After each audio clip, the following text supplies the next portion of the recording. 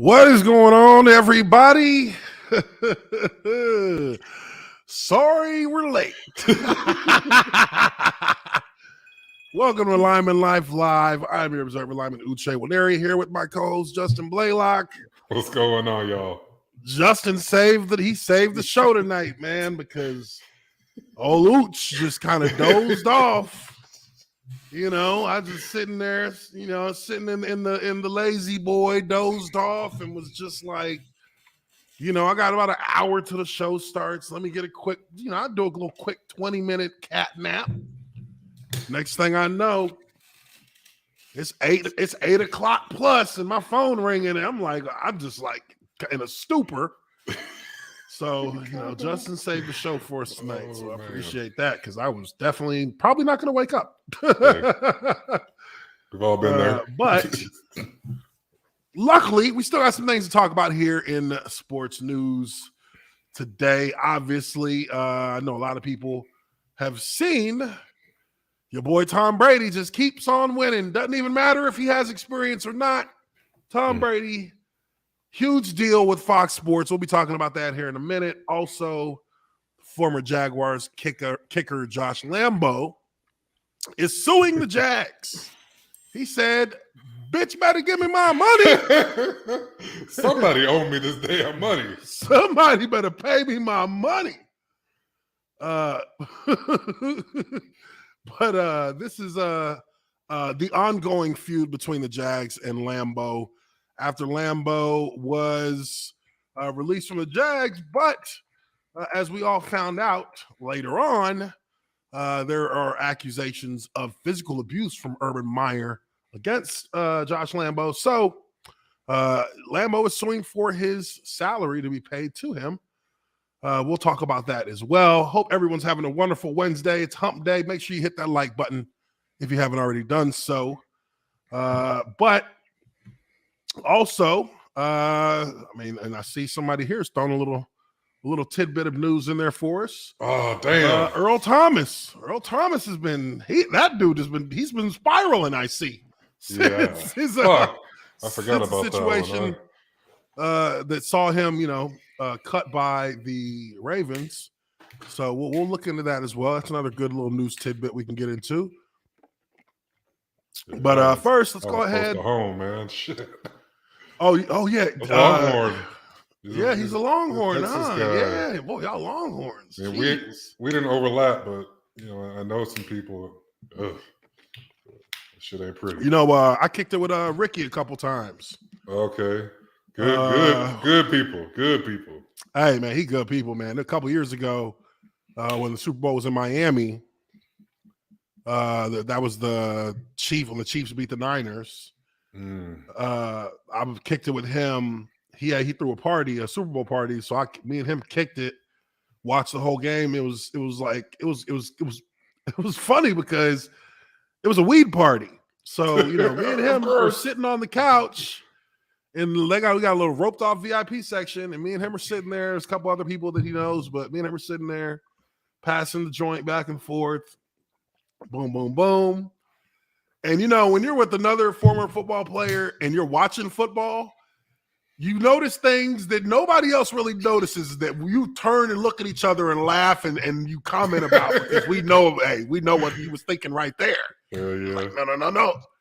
And, it was an enjoyable time, man. Me and him, we traded info. Cool dude. Like, I'd only, met him once before, but this was actually getting, to sit and chill with him, 3-4 hours talking. He telling me about shit from, his time when he coming back from Miami and why he really left. Like, he just was tired of getting drug tested, period. Imagine if they were so lax on weed as they are now. How many cats would have just had completely different careers? Yeah. No, Ricky Williams for sure. The NFL now, I guess they don't test for weed anymore, or they do one test for weed and then that's it, or I think it's something like that. I can't remember the exact minutia of it, but basically I don't think you can get pop for weed anymore. Yeah, like which is like that's crazy because sons of Like- bitches was on my ass. Like Josh Gordon done lost probably tens of millions of dollars He done lost tens of millions of dollars. from just smoking. Tens of millions just off. Really, off for him, it was it weed or was it alcohol? Oh yeah, I think it was alcohol. Just being a wino. But you know, so many careers done been derailed. That's the problem when you have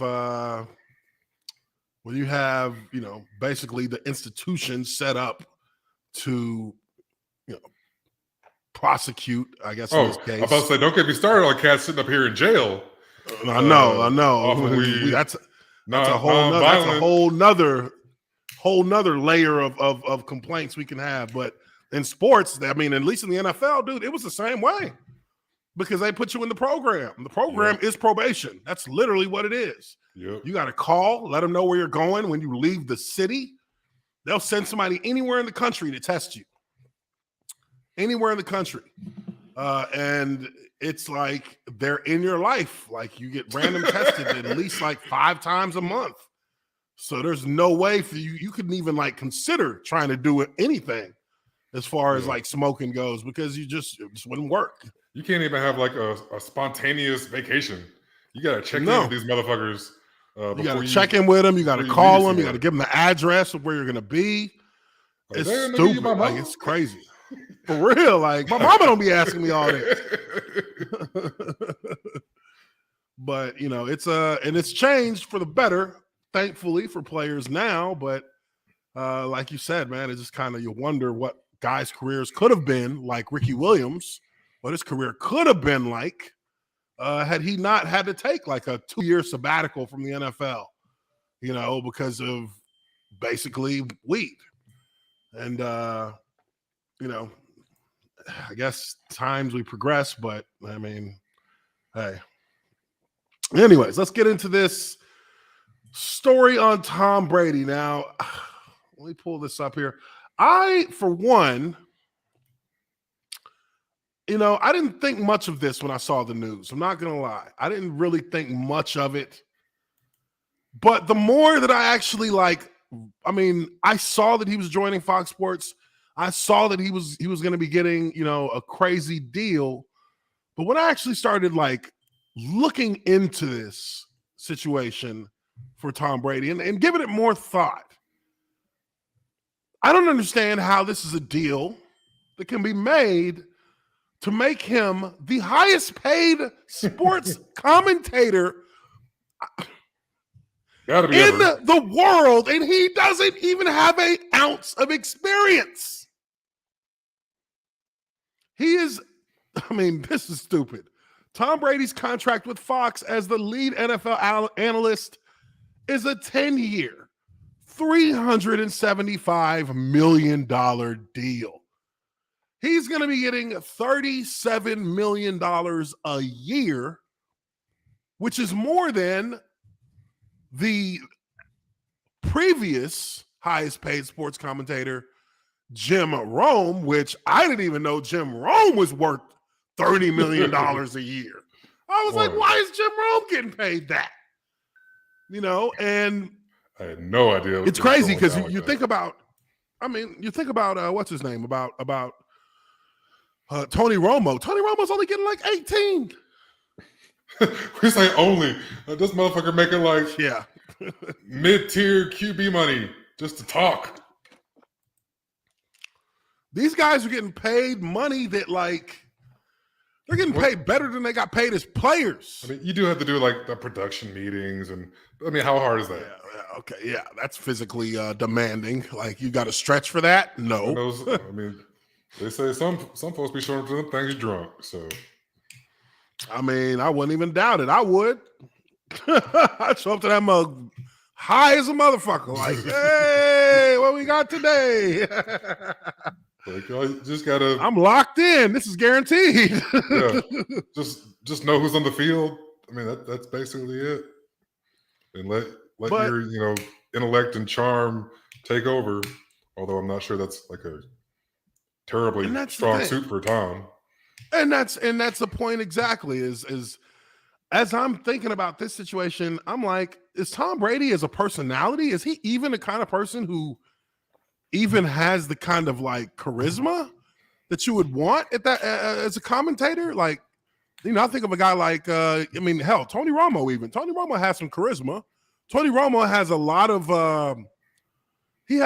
ways of teaching the nuance of football to the audience while commentating. I'm not saying Tom Brady doesn't have, he obviously has a great amount of football knowledge, but to be able to like bring that out in a entertaining way, in a thoughtful way to an audience is a whole nother skill set.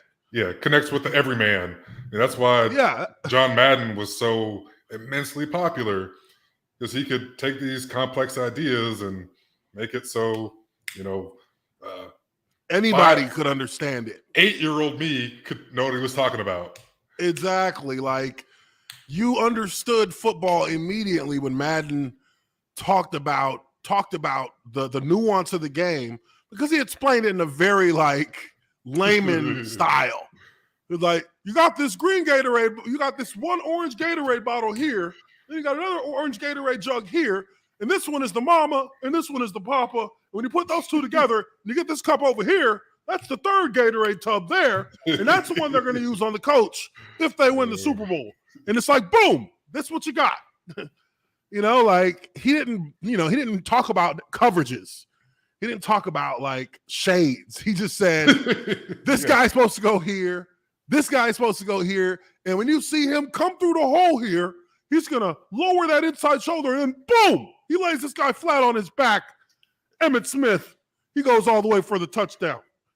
Yeah, he kept it simple. But there was such a charm to it. There was such a great charm that everyone just kind of gravitated towards. And that's what made Madden Madden. Now, I don't think that there's any commentator in current, football commentary that has that kind of like, nobody has that kind of just magical touch with how they speak to the audience. Nobody's been able to replicate what John Madden and Pat Summerall did when they were in their time. But if you look at a guy like Tony Romo, if you compare him to like Troy Aikman doesn't have really any personality when he's commentating. Troy Aikman to me is very stale when he's doing his commentary. Yeah, I think very vanilla. I think very vanilla. I say what I see. Yeah, he does. I think he offers insights that the common person wouldn't readily know. But yeah, I'm definitely not watching a game to hear him. Yeah, you're not watching it. You're not tuning in just because you're not tuning in. Monday Night Football. You're going to tune into Monday Night Football because you love Monday Night Football, and Aikman's going to be, Aikman and Joe Buck are going to be the commentators. But with Monday Night Football, with like John Madden, and who was it? John Madden and Al Michaels, I believe it was. I think so. They had a couple different rosters. Yeah, I think they were like the main Monday Night Football. On Sundays on Fox, it was Pat Summerall and John Madden. Mm-hmm. But on Monday night, like, the bonus is that Madden is going to be commentating. It's going to be a good game if Madden's on the commentary. Right. Because he's going to bring that kind of that slapstick, but high IQ football commentary.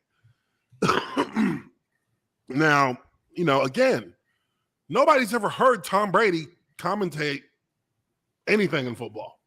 Like, you don't really even hear Tom Brady talk that much in terms of just dealing with the media. And Tom Brady's always been kind of adversarial to the media. So it's like he kind of is,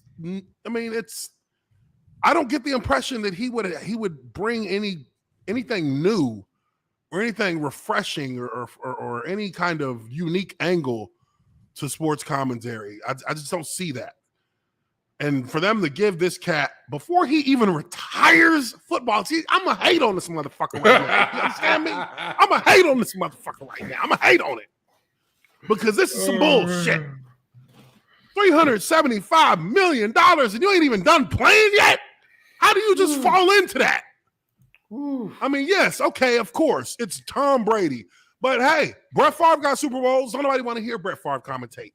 Well, he done aligned himself with some some nonsense since he's retired. Yeah. Oh, I mean, that's another thing we could even talk about. Brett Favre is getting sued for like $24 million because he stole $24 million from a welfare fund. Oh, no. I didn't hear that. Damn. Yes. We'll get into that if we got some time later, because that was just Brett Favre has been he has had a very, very like rough last year and a half since this whole situation came down, because that money was government money that he got, local government money that he was signed a contract to agree to do appearances for talks, for speaking appearances and all these different things. And they like gave him a ton of money and he kept it. He didn't do none of it. He didn't do nothing. State of Mississippi. Yep. Shit. They about to eat his ass up. He might. I mean, he doesn't even realize he could be looking at prison for this potentially. Yeah, because like Clinton Portis and all the cats that were defrauding, they did the insurance shit. Yeah, the medical. I mean, that's not state money or government money. So I mean, probably a little bit less severe, and it wasn't $24 million. It might have been like 2 or 3, but still, like, looking at doing some time, I believe. Yeah, theirs was like maybe like 2 million or something like that. And right. They got like Clinton Portis. Did they get how much? They gave him like a year or 2, right? I couldn't say for sure. I'm not sure they're actually going to be inside, but it might be on the table. Yeah, I need to look into that one. I just remember like I'm not sure. I'm not sure what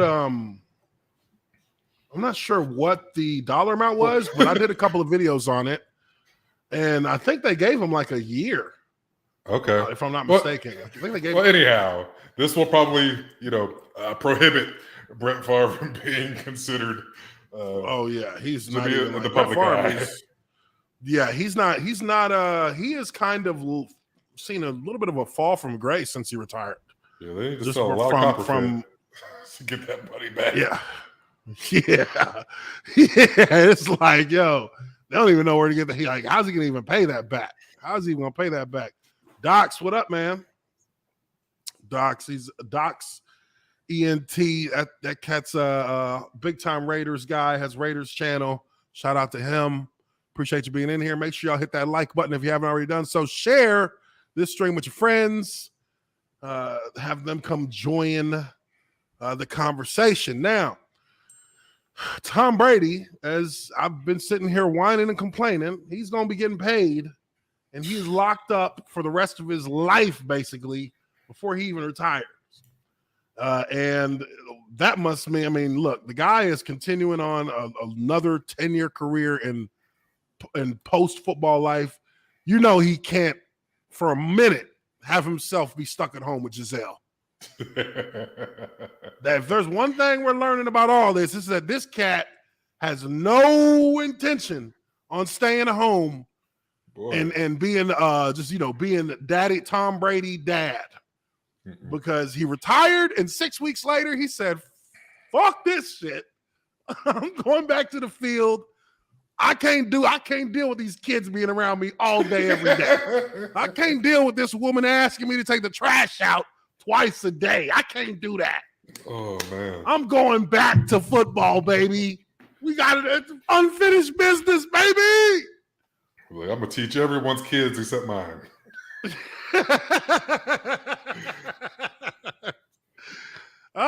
And then before he even starts the season that he was supposed to be retired, before he even starts that season, he's already got a 10-year deal as soon as he retires to be on the road for Fox Sports 24/7, so he ain't got to even spend more than 36 hours at home in any given week. Right. That cat is set up. Oh, there goes Tom again. Won't even call him Dad anymore. Say, Tom. Hey, Tom. Good to see you. This cat does not want to be at home. How long are you in town this time? He does not want to be at home, not even for a minute. But I imagine they're going to use him like ESPN's using Stephen A. Smith. Like, every fucking time we can possibly get you on air. Hey, go be here. Go be here. Because I mean, they'd work. I would if that was the case. Then if that was the case, then I would understand him getting this money. But I don't think. Look. You and I both know he's not doing no talk shows. Also true. He's not going to do no talk shows. I wouldn't. I'd be like, look, I'm just going to commentate on these games, and y'all going to give me my money. That's why this number is so flabbergasting. That's why it's so crazy, because he's not going to be like the head. The face of the network. He's just going to be commentating on their games. For 17 years or however fucking long he was in New England, like all we ever heard from him was like, the coach speak, whatever Belichick was probably feeding him. It was a tough one today. We're going to get back to work and prepare harder for the next one. And that would be it. Yeah. And so when he went to Tampa Bay, kind of peeled the layers back a little bit. We got to see, the man behind the green curtain or whatever. Yeah. Some of his personality came out, but I mean, what's the most we've ever heard him, speak in one setting? I mean, he did the shop with LeBron, LeBron's show. I mean, it was pretty entertaining on there. But that's, a 30-minute show. Yeah. A football game is 3.5 hours. Yeah. You're going to be doing 3.5 hours of talking. And again, like I said, when Tony Romo was playing, you know what I'm saying? Yeah. When Tony Romo was playing, and I keep using Tony Romo as an example only because really he is probably the most noteworthy football commentator right now, in my opinion, because it took a couple of years for him to get that big payday. And in those few years, he showed a level of charisma. He showed a level of likability, for the general audience. He showed a level of high IQ and educating the audience on some things in football, from the offensive side of football. And, even if you go back further and you look at him while he was playing in the offseason, you would see Tony Romo in golf tournaments, trying to make like a PGA golf tournament appearance. And he would kind of be in the public eye, and you kind of saw the charm of it, through that time. So it made sense for him to make that move. And, like you just said, with Tom, he's like I said, he's kind of had an adversarial relationship with media. He doesn't come out and speak to media without, going through just the general, company man statements. That's all we saw from him, and that was to be it. So it just seems weird. But again, when Fox loses their big names and Troy Aikman to ESPN for Monday Night Football, then maybe maybe they were just kind of backed into a corner, and they had, they were going to go after anybody. Then why not go after Tom Brady? I guess. Goodness gracious! I mean, it's just a crazy situation there. I think I just didn't imagine that it would really be something worth. I didn't think that I just didn't think that he fit this well. And I just didn't think that it would be something that would, where his value would be seen as that high immediately. Like, right, boy. Like, geez, all right. Dude doesn't even. We didn't even build ourselves. Teach him how to plug his mic in. Yeah, but we didn't even build in a trial period for ourselves. For real. If he's just ass, from the get-go, we're just kind of stuck with 10 years. Yeah, I mean, also think about a guy like Jason Witten. Jason Witten was a guy who, kind of the same, and okay, they're not the same player, I guess, but Jason Witten was for years like the best tight end in the NFL. Mm-hmm. And he had that kind of look of a guy who could come into the commentary booth and be good. And he was terrible. He was objectively terrible. So, it's not.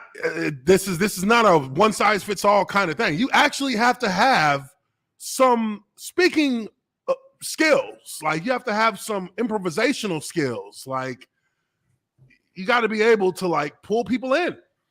Yep. So we'll see, I guess, if Tom Brady can pull people in. He doesn't seem like the kind of guy that I'd want to sit around and listen to, commentate on a football game for 3 hours. But we'll see. Maybe he is. Maybe Fox found out something that none of us have found out yet. Maybe. Right. I mean, surely they've interviewed him enough times, during production meetings and whatnot. Although I guess it would have been CBS mostly, since he was an AFC guy. But I mean, surely they've been around him enough to see something some redeeming quality that they think will translate to people tuning in to their product over, anyone else. I just can't imagine like anybody really is watching one game over another based on who's calling it, unless it was, John Madden. Yeah. Otherwise, it's just where's my team playing? Oh, they're on Amazon Prime or whatever NFL network. I'll just watch wherever my team is. Yeah, no doubt. I mean, that's really what it boils down to. And again, like I said, we'll see how it plays out for Tom. I just can't imagine, that there would be any other player, even, a guy like a Jordan-esque kind of player wasn't getting, TV deals thrown at him like that. So I guess, congrats to Tom Brady on getting paid, having a better career as a retired player than a fucking actual player in the NFL before it even happens. I mean, what's LeBron going to get? You know what I'm saying? LeBron's not going to do commentary. Or get offered because, I mean, he'll be doing movies and... Yeah, LeBron is all in. He'll probably own Netflix in a few years, to be honest, because they're going, they're crumbling. So they'll be on the chopping block soon enough. But yeah, I mean, this is commentary isn't exactly like that's not the jackpot move to make for somebody like LeBron James. He's already got a production studio that's doing movies with, theatrical movies and movies for, Netflix, for the streaming companies.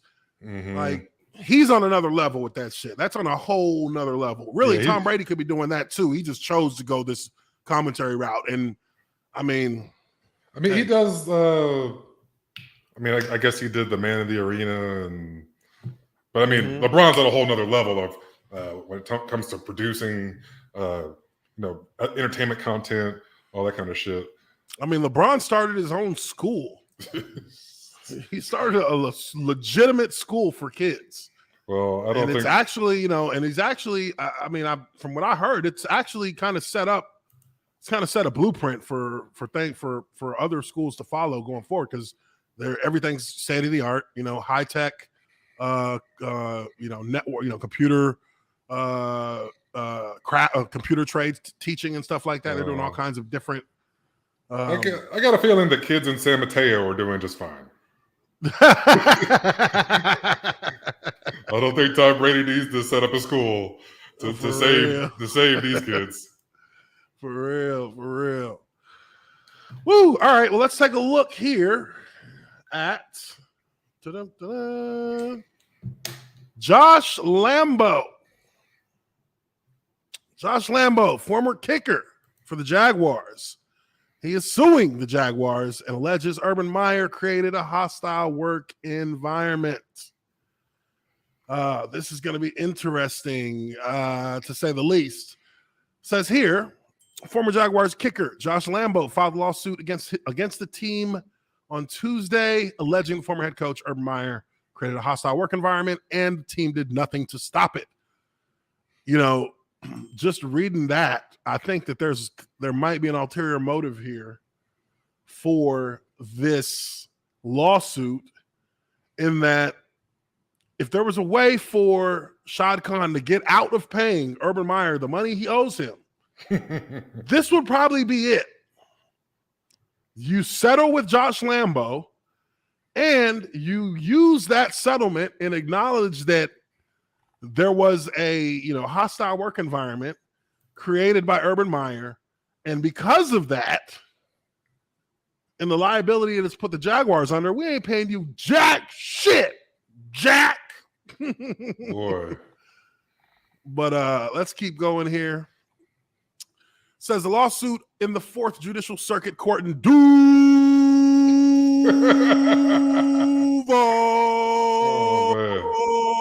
County alleges that the Jaguars violated the Florida Private Sector Whistleblower Act and that Meyer's actions, which included an accusation that he kicked Lambo, violated Florida civil, criminal, and employment law concerning assault, battery, and workplace violence in furtherance of an employer's interests.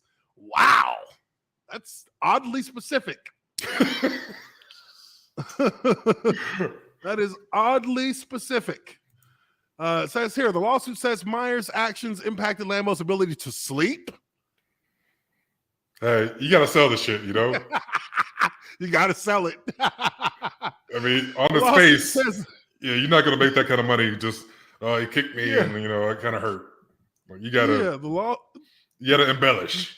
You got to sell that shit. The lawsuit says Meyer's actions impacted Lambo's ability to sleep, practice, and perform his duties at a high level that he had with the Jaguars under previous coaches, which that is true to an extent because Josh Lambo was a Pro Bowl kicker before Urban Meyer came into town. I think he's the most accurate kicker y'all have ever had. He is the most accurate kicker the Jags have ever had. And I mean, we did have a guy by the name of Josh Scobie who was actually pretty damn good before that. So, yes, that's leverage right there.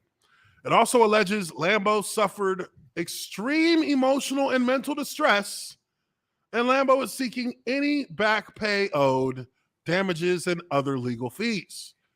Lambo received his full $3.5 million salary from the Jaguars in 2021 because he is a vested veteran with more than 4 years of experience, as well as earning $14,000 as a member of the Steelers practice squad after being cut by the Jaguars. Wow, only 14 racks. Jesus. Yeah, I knew it was something. Nada. Something really. I mean, P Squad. How do I thought P Squad got like 80 a year.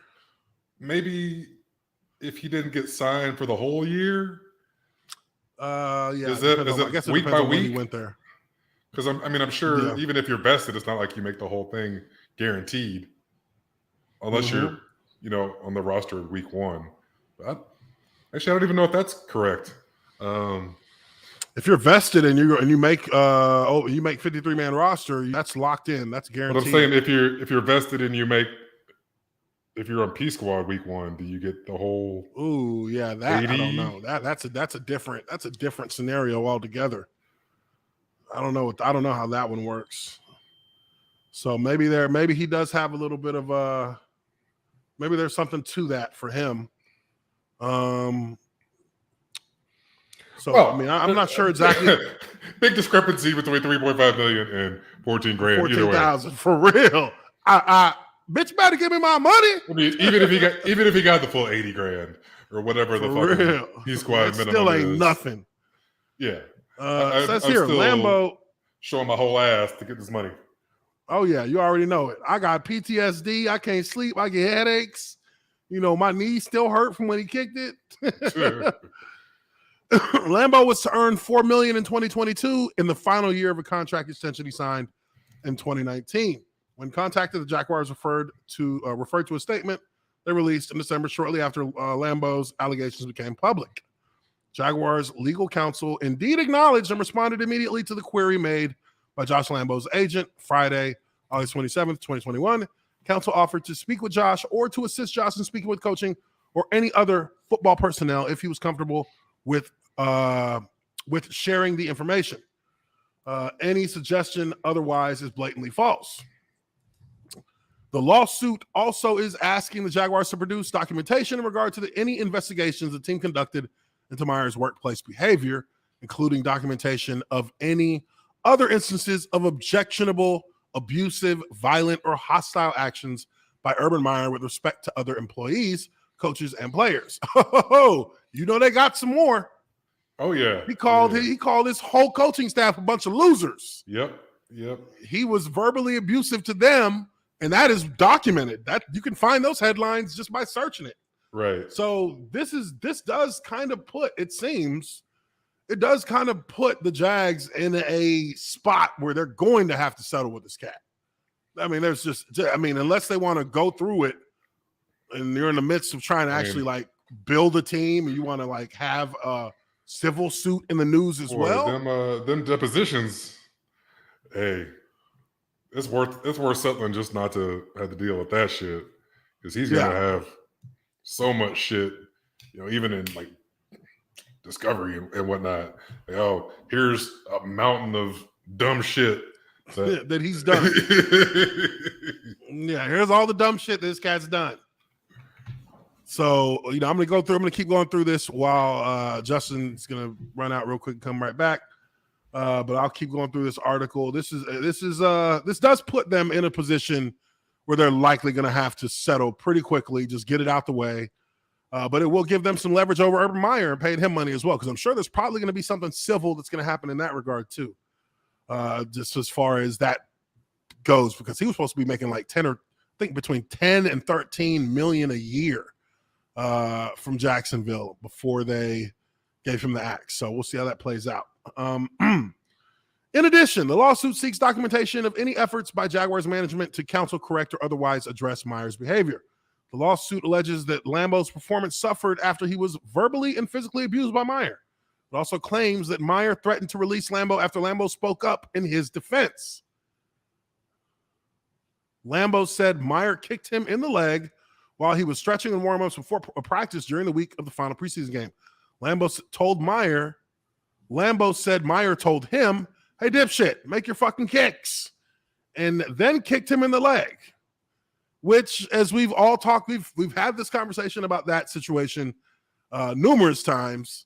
You don't do that.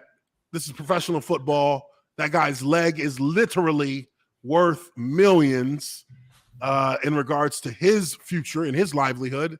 You don't do that. I mean, hey, dipshit, make your fucking kicks.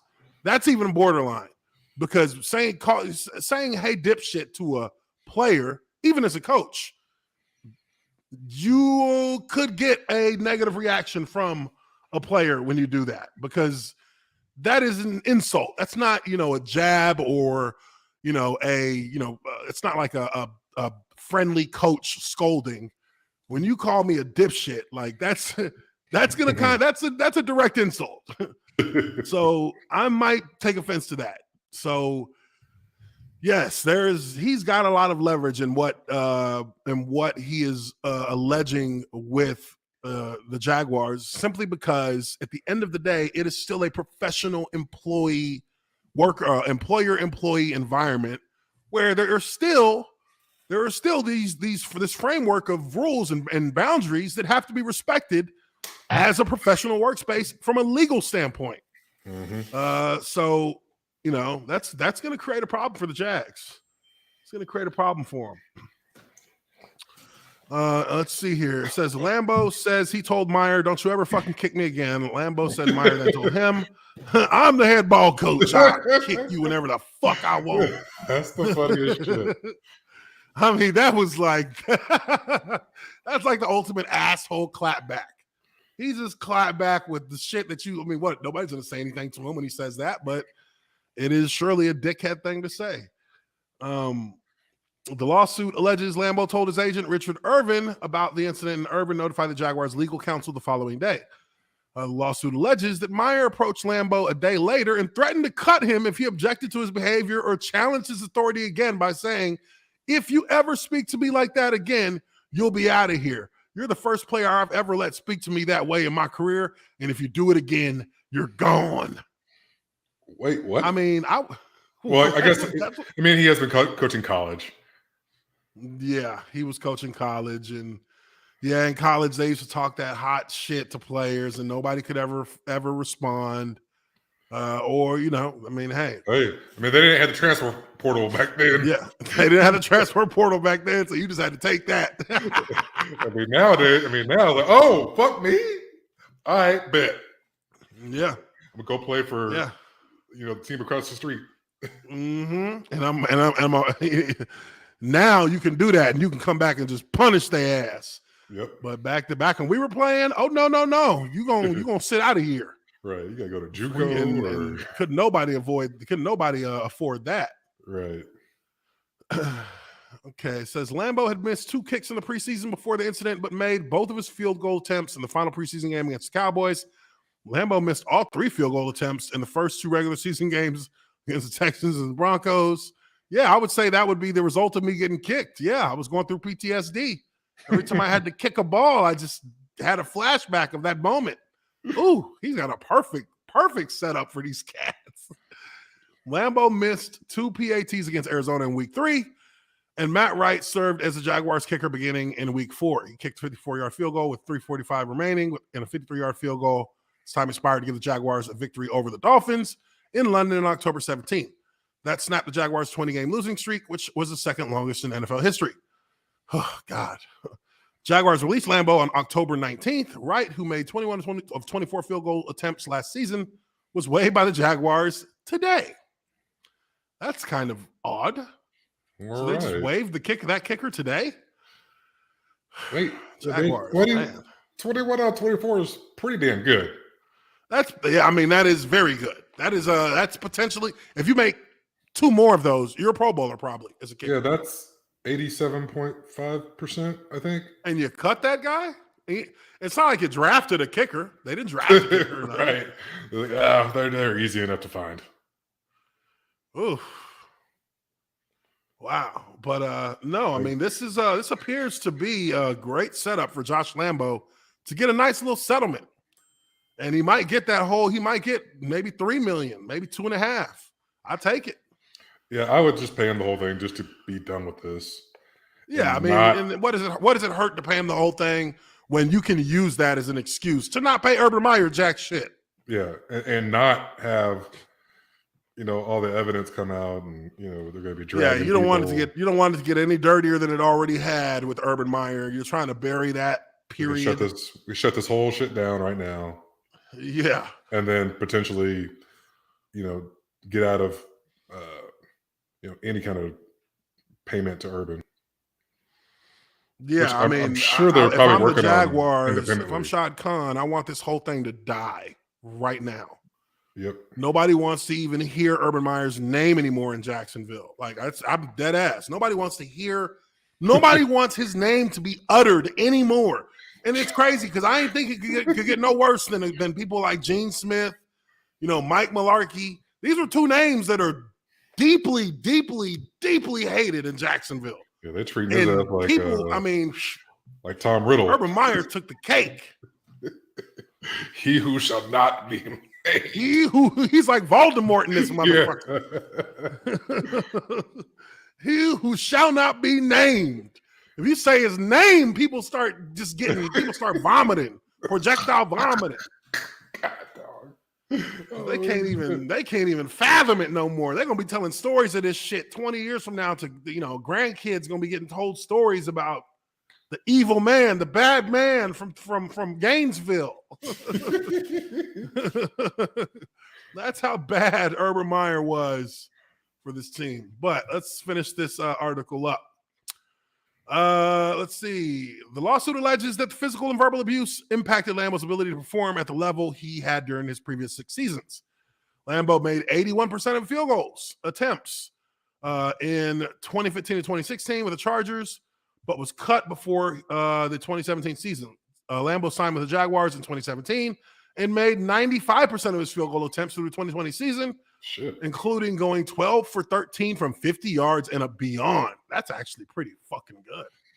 I think he went to the Pro Bowl because of that. It gets a little better, but not much better. Shit. Yeah. You can only make one more. Let's see here. Lambo played in only 4 games in 2020 because he was placed on IR with a hip injury. Aldrich Rosas was one of 6 kickers the Jaguars used in 2020 to replace Lambo, and he and Lambo had a training camp competition in 2021 for the Jaguars released Rosas on July 30th. Lambo is the most accurate kicker in Jaguars history, 91.6%, and he holds the team's record for most consecutive field goals at 24 and longest field goal, 59 yards, tied with Josh Scobie. Oh, wow. I was actually on that kick against the Colts, a 59-yarder to win the game. It was a hell of a. He had like 5 yards on that too. He had like 5 more yards on that kick. Oh wow! Josh, shout out to Josh Scobie. He's one of the best to ever do it for the Jags. Says the Jaguars fired Meyer shortly before 1 a.m. Eastern time on December 16th after just 13 games. Owner Shad Khan spokesperson released a statement to the Associated Press that stated that he had made the decision to fire Meyer in the hours after the 20-0 loss to Tennessee on December 12th. So at the end of the day, this entire situation appears to come down to a simple fact of the matter, in that Urban Meyer's incompetence and arrogance is going to cost the Jaguars one more time. That's what's going to happen here. It's going to cost the Jaguars the gift that just keeps on giving. He is going to cost them at least another few $1 million in football salary to pay, and probably another cool meal in legal fees to pay.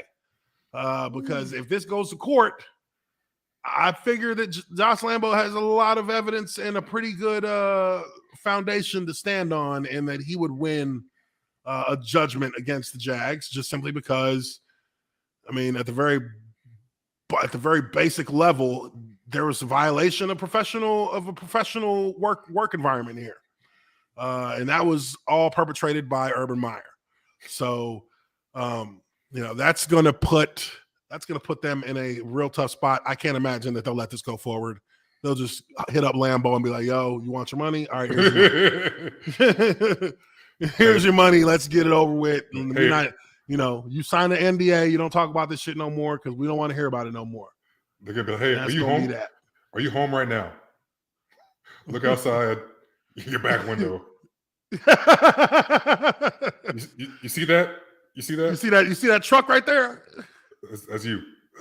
There's a kid. You see that truck? That truck's yours. Just look in the back passenger side.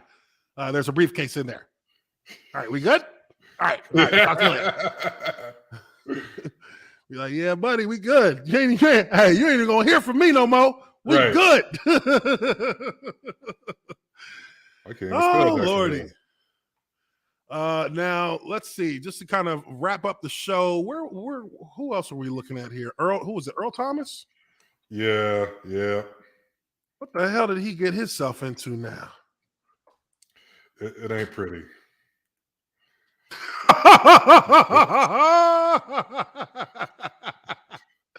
Oh, this is funny. Look at this shit. Oh my goodness.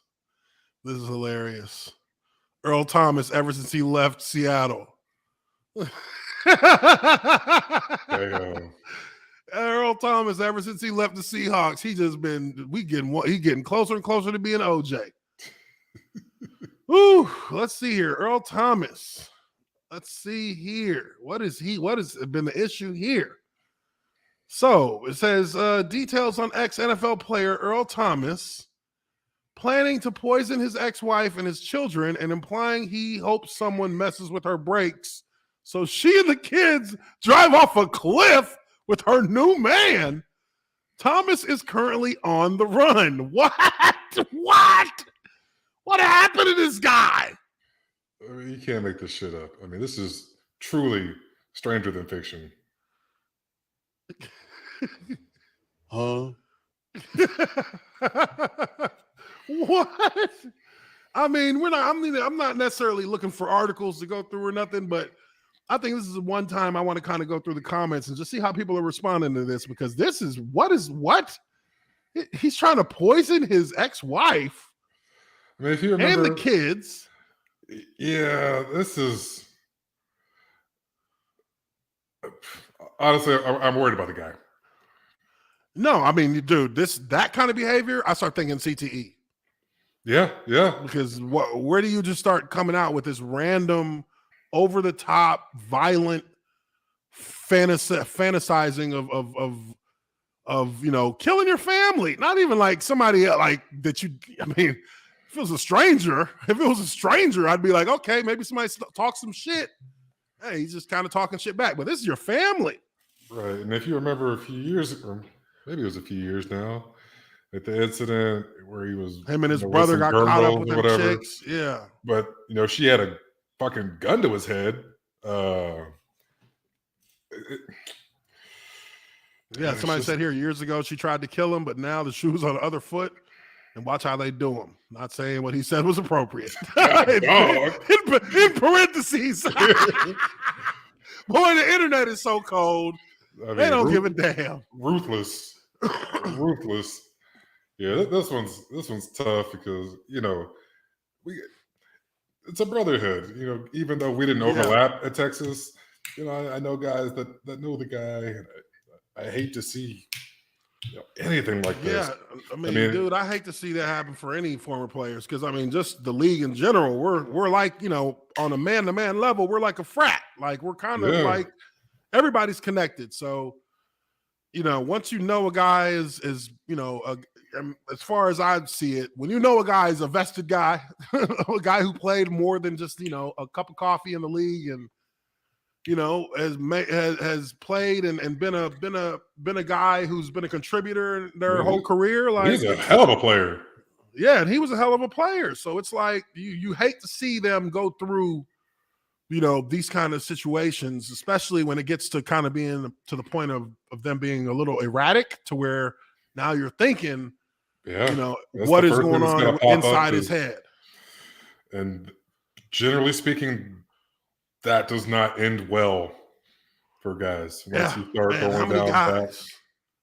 How many guys have we lost in the last couple of years? Just silently lost too. Some of them where like they just were gone. Like I keep coming back to Vincent Jackson, where they just found this guy in a hotel, drank himself to death literally, and that was and when I watched the interview with his wife, and she was even saying it that's the only thing that made him like not feel like that's the only thing that seemed to like pull him out of a state of mind where he just was not the same person anymore. And and he even told her that drinking is the only thing that makes me not feel pain. So it's like, what is he going through that it just that's the only thing he could turn to. That's where I'm like, that's where I get stuck because I get scared about things like that because I know guys personally who have died. Yeah. Like the guy who taught me playing guard, Vince Nwaneri, he passed away. He overdosed. But he had been spiraling for years, just trying to get things straight in his life just from a mental standpoint. Sure, but I mean, imagine like piling that on top of, one thing on top of the other, adding to stress. And at some point, stress, even the strongest people are going to break. Oh yeah, nobody is too strong. Nobody is strong enough to take on and take out, mental stresses and mental, just the aspects of mental health that can really, tear guys apart. And the thing is that athletes like football players are always have been conditioned to not express the pain that they deal with, to not give, to not speak about it, to not show that you're in pain. And so a lot of times you don't know because guys can literally, you would never know with a lot of guys because they just don't show it on the surface. But I've always been, and I've gone through periods of time since I retired where I was just like in those spots too. And the one thing I learned is you got to have somebody to talk to about that shit because the more you hold it in, the more it just gets bigger and heavier, and then your ability to speak about it becomes less and less likely because you just kind of get sunk into it, and you just and then from there you don't care. You just whatever happens. Yeah, I mean, it's also and that's when it gets dangerous. On top of being athletes, it's also a cultural thing. I mean, black men barely see doctors. Damn sure ain't getting professional mental help. Yeah, like shit, dude. I talk to a therapist once every 2 weeks. I talk to my therapist. So yeah, I remember it's like, and that shit, I mean, dude, it's funny because you realize that you realize after a while, man, my therapist is like my homie, because that's the only motherfucker who listens to my shit. Like right. But I mean, we're very fortunate, having played in the league. That's an available resource to us. Where the NFL will cover it. They'll pay for what if you call the NFL and be like, "Yo, I need help, mental health help." Boom, they won't cover it. Anything you need, they won't cover it. Like for a civilian, that might not be accessible. Because that shit is expensive. It's expensive. Shit, it is expensive. Hell yeah. So I mean, I know there's hotlines and whatnot. So I mean, for people if anyone's out there, I think the NFL does. I think the NFL does a good job with that. I think generally speaking, they do a good job with having resources for players to go to when they're in that spot. But I also think that where they fail is that they only set up to help you when you get to that spot. Yeah, I mean, it's a big difference between getting therapy and there's no treatment for CTE that we know of. Yeah, there's no treatment for that. It's not even a true way to diagnose until you're dead. So, I mean, I know they're doing what they can. I mean, but there's nothing that can rectify that as of right now. I mean, we're just seeing more guys and more guys donate their brains to science, and that's, I guess, the only way we have to and get to the bottom of it. Yeah, I mean, and also, man, I mean, Benedict Amalu is the guy who discovered CTE. This dude's is a Nigerian dude. He got 12 PhDs. This dude is on there. There is no refuting what he found out about the human brain as far as it comes to head trauma. Well, no reasonable people would refute it. Yeah, there's no reasonable way to refute that. Now, trust me, capitalism will find a way, because the NFL found a way to try to do it. But because their money was going to get fucked up if what he was saying actually caught on. But, I've had people ask me, like, would you do it again? Blah, blah, blah. And I'm like, yes, of course I would. Because at the time, we had no idea that was, I mean, you get your bell rung, and that's just kind of what it is. You get your bell rung, you move on. But now, knowing what having your bell rung means, yes, it's a different dynamic that you're dealing with. But this is the sport that I was made to motherfucking play.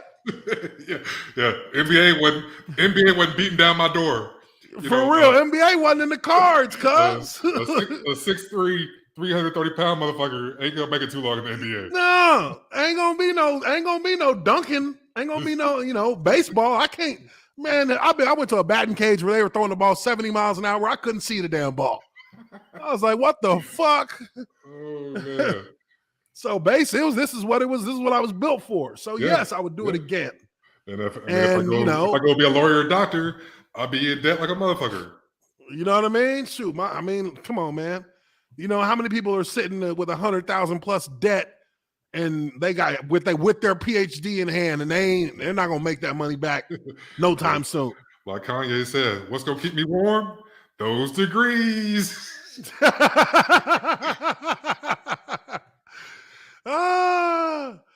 But no, it's we're blessed to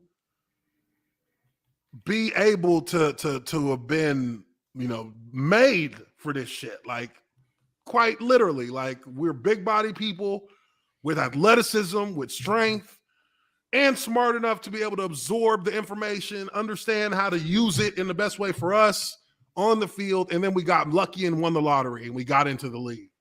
So, I mean, I would do it again every time.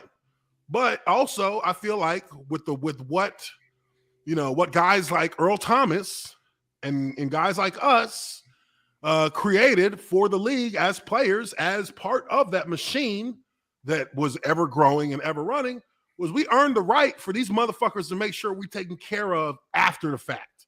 Not just from a money standpoint, but from a mental standpoint, because they know, even with all this shit, they know that the biggest threat is still CTE.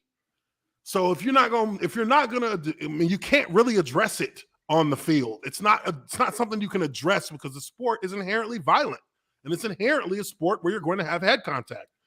You address it in the post-career life for these players, and you make sure not only that they have the resources to handle mental health situations, but you make sure that you give them the ability to be proactive against it, like in the regards for your whole body.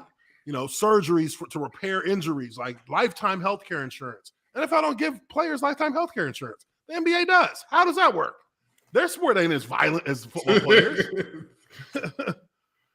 So, Earl Thomas's situation, I think that when you get into when you have a guy who is obviously now in a position, this is a guy who has lost his career. This is a guy who has lost his family, who has lost, any stability in his life is gone, which now that is going to exacerbate all the mental issues that he could have been potentially having that were just kind of blips on the radar. They're now these huge blaring red alarms, these lights that are shining, that this is the spiral that can lead towards serious and potentially deadly outcomes. Right. Remember the special teams guy from San Francisco who just snapped and went and killed like a family of five people. Yeah. Right. I mean, there's some bizarre endings to most of these stories, and I don't think we're by any means trying to diagnose the man, because first of all, it's impossible while he's still living. Yeah. But I mean, having seen the story enough times, that's just where your brain goes. It goes to it, because this is now irrational actions, impulsive actions, which are direct symptoms of CTE. Impulsive, uncontrollable behavior, like mood swings, depression, anxiety. These are things that cause that, loss of memory. Like, I had a friend, a former player who, was a special teams guy. He retired earlier 2000. So, me and Justin started 2007. So I think he retired like 2004, but he was a guy that I became friends with, as my career went on, because I would be training in the same spot as this guy in the off season. And, I'll never forget, this is a dude who's only maybe 4 years older than me. Took him an hour to get home, and he lives 10 minutes away.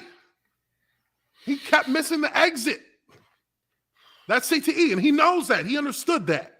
He knew that that's what was happening. But, that's where and this guy was going through all kinds of shit with his wife. Like, they got divorced. Like, he was going, he was getting restraining orders put against him. That, and I could tell just with him that he was starting to become real impulsive, really just at the drop of a dime, anything, he could do anything. And I could see it. And he was starting to see it. He was like, man, I'll be just trying to just keep control sometimes, man, because I'm starting to feel like I'm starting to lose it. And I'm like, all right, I feel you. Let me back up 10 feet. No, but seriously, you start to get a little scared, because it's like, I don't ever want to be like that. I don't want to be like that. I don't want to be to a point where I'm literally don't know what I'm going to do, where I might just snap and do anything. And it's a tough situation to, I guess, marinate your thoughts on, because right now I feel fine. I feel like I've gone through symptoms of things that are part of not just, maybe CTE, but also just part of like the transition from retiring and not having that void in your life that was filled by football. Those I've went through those things. I've gone through those, and and even to this day, I still have. There are times when it comes and it goes, and I have to sit there and I have to kind of work around it. Right. But that right there is something that is a symptom of something very serious when you're looking at the situation with Earl Thomas and how now this guy's a fugitive right now. Yeah. And a lot of times in these situations, he only got himself to talk to about this because, a lot of times people drop off the face of the earth when shit starts going south like that. So, I'm hoping the best for this guy. I'm hoping that he's just able to kind of stop the bleeding right now because that's what he needs. Right. That's what he needs to do. Some type of positive resolution to all this. Yeah. And I mean, and a lot of people in the comments here on this, a lot of the comments are CTE related. People are like, have to wonder if the effects of CTE are kicking in. Hope he turns himself in and it gets help before someone gets hurt. Because now we've seen this situation play out in bad ways, Yep. So another person says here, somewhere between hyper alpha, CTE, and toxic masculinity comes this shit. There's all kinds of comments that really are just these comments are more geared towards this looks like a guy who's starting to suffer from effects of CTE where he's becoming very unpredictable. And, I won't get mad at people for making comments about that because hey, there's some truth to that. So we'll see how it plays out for Earl Thomas. They're just gathering the information and, processing it. And more often than not, this is kind of how it looks.